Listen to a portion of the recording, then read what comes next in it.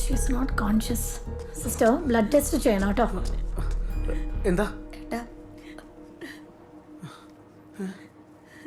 ഈ മെഡിസിൻസ് വാങ്ങിക്കാം. എടാ ഒന്ന് മേടിച്ചു. ഞാൻ മേടിച്ചോളാം, നീ ഇവിടെ എന്താടി? എനിക്കറിയില്ല ഏട്ടാ.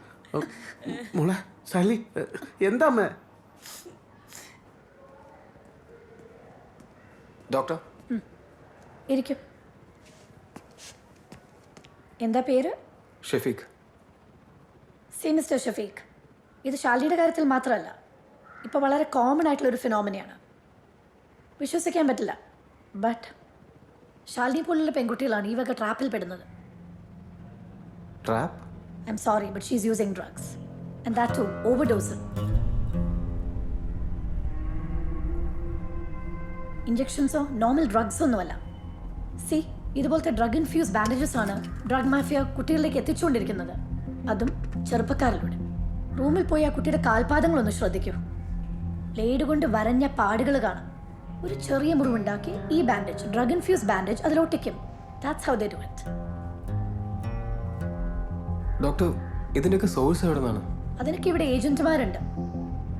അവൾക്ക് വേണ്ടത് മെഡിക്കേഷൻ അല്ല, ഷീ നീഡ്സ് കൗൺസിലിംഗ്. ഇനി ഇങ്ങനത്തെ ഒരു അവസ്ഥയിലേക്ക് ആ കുട്ടി എത്താതെ നിങ്ങൾ ശ്രദ്ധിക്കണം. എത്തിയാൽ there's no going back. Thank you doctor.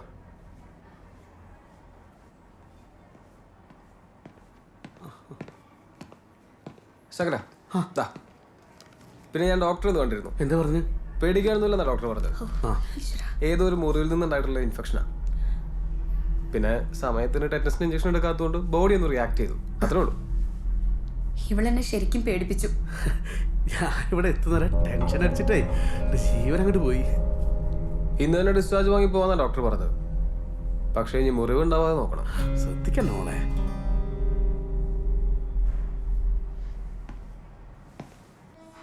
ഇതെന്ത് ഫോണാണോ? ഇത് ടച്ച് സ്ക്രീനാ, ഒരുപാട് ഫീച്ചേഴ്സ് ഉള്ള ഫോൺ. അമ്മാൻ വിചാരിച്ച കാര്യം ഇതുകൊണ്ട് നടക്കും. ഒഴിവുള്ള സമയത്ത് ഈ എനിക്കൊന്ന് പഠിപ്പിച്ചു അത് തരാം. ഞാൻ ഏറ്റു. അമ്മാവൻ പോ. ആ, ഈ കുന്തത്തിൽ എന്തെങ്കിലും കണ്ടാ മതിയായിരുന്നു. ഇതോട്ടോ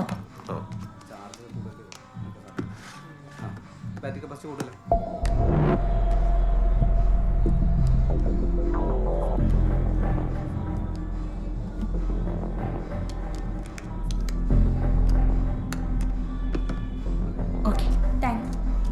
ബൈ. അല്ല ഏട്ടാ, ടോപ്പ് ചെയ്യാൻ നമ്പർ ഒന്നും അറിയണ്ടേ? അതെവിടുത്തെ സ്ഥിരം കസ്റ്റമേഴ്സാ, അവരുടെ നമ്പർ എനിക്കറിയാം. ഓ, ഇക്ക ഇരിക്കെ. എങ്ങനെയുണ്ട്? വന്നപ്പോ മുതൽ കിടക്കുക, നല്ല ക്ഷീണമുണ്ട്. എന്തെങ്കിലും ചെറിയ മുറിവോ വേദനയോ ഉണ്ടെങ്കിൽ ആരോടും പറയില്ലല്ലോ, അതും കൊണ്ടിങ്ങനെ നടന്നോളും.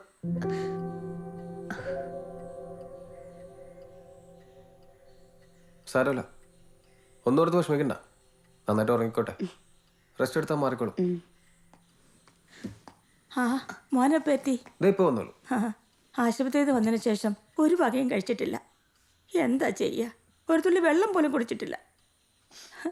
ഞാൻ ചായ എടുക്കാം മോനെ.